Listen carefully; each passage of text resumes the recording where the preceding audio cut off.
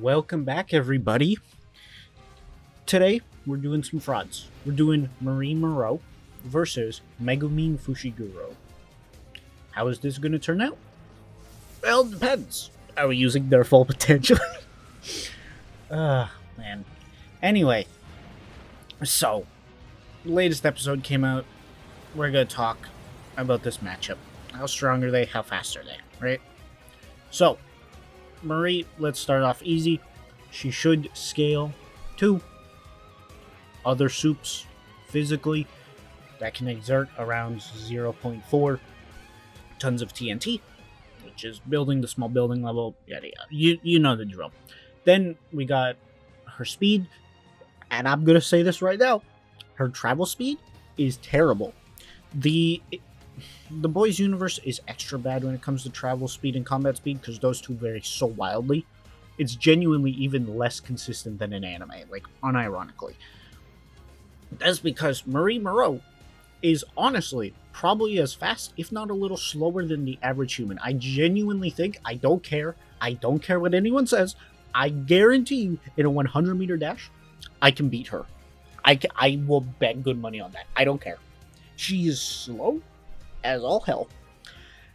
But her combat speed is actually good. Her combat speed should scale to the other flyers, as they all kind of scale to one another as far as like just brute combat, swinging punches, right? And flying in at each other, and that can come around to Mach 1.3. So, good, right? Nothing crazy. Then for hacks, blood manipulation, all the BS that comes with that. Exploding people, killing people, bringing people back from the dead if it's the thing of like their blood is on the ground and like she sucks up the blood and puts it back in them and causes their heart to pump and all the good stuff, right? I say good stuff. No, it is good if you come back to life. I would appreciate coming back to life over being dead. So yeah, it is a good thing. Yeah. So overall, she's quite strong. She can't run that fast, but she does have good combat speed. And then her power is busted because, you know, she's potential woman, the potential to be stronger than Homelander. Woo! Right? And now we're talking about the other potential person, Megumin.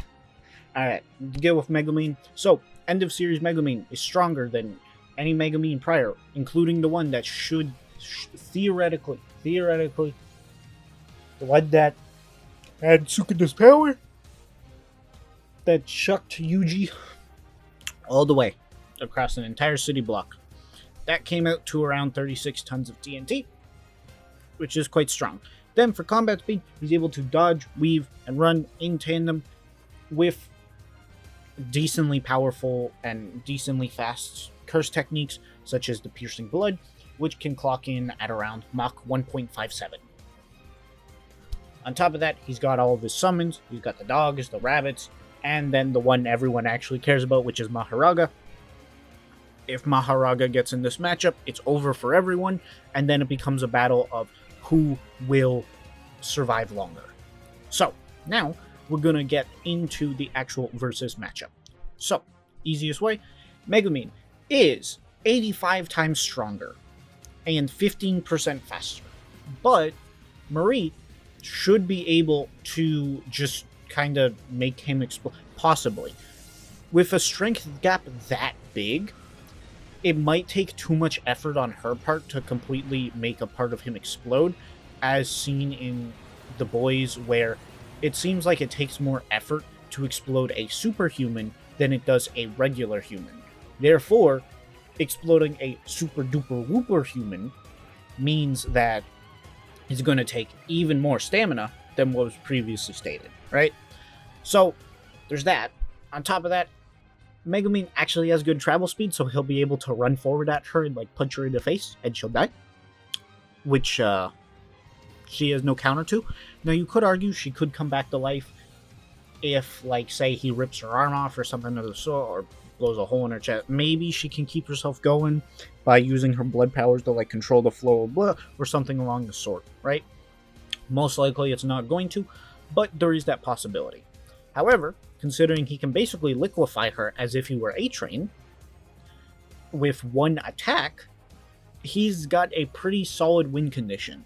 And keep in mind, he can create summons that should be relative in physicality to him, meaning that, honestly, unironically, the rabbits, like that rabbit that like kicked Toji in the face, might actually be able to just like annihilate her. And he has dozens of those things that he can summon. So yeah, like genuinely, I don't see how she could clutch out a substantial win. And that's not even including the fact that if Megumin summons Maharaga, he just summons it on her and he can run away. He does summon behind. Maharaga does summon behind Megumin, but like he can run a lot faster than the average human with average human travel speed, right? Like that's the thing. She runs at probably not even 20 miles an hour. And he can run at least in tandem with piercing blood. So he's going to be able to run way faster and just dip, right? But yeah, overall, Megumin's got this, which is a little weird to say, but hey, you know, sometimes in versus matchups, all that matters is which verse you're part of. Because unless you power creep the rest of the verse by a crazy amount, sometimes the baseline characters are just stronger, right? And when you compare these two potential characters to potential characters, at the end of the day, you are measuring which series is stronger. But if you do want to see how much stronger they are, I can go with the Apex. And I look forward to seeing if you guys actually want that. Something like Sukuna versus Homelander, or Yuji versus Soldier Boy, or something of the sort. If you guys want something like that, I will gladly make that for you guys. But anywho, that's enough out of me. I had fun. Hope you guys like and subscribe.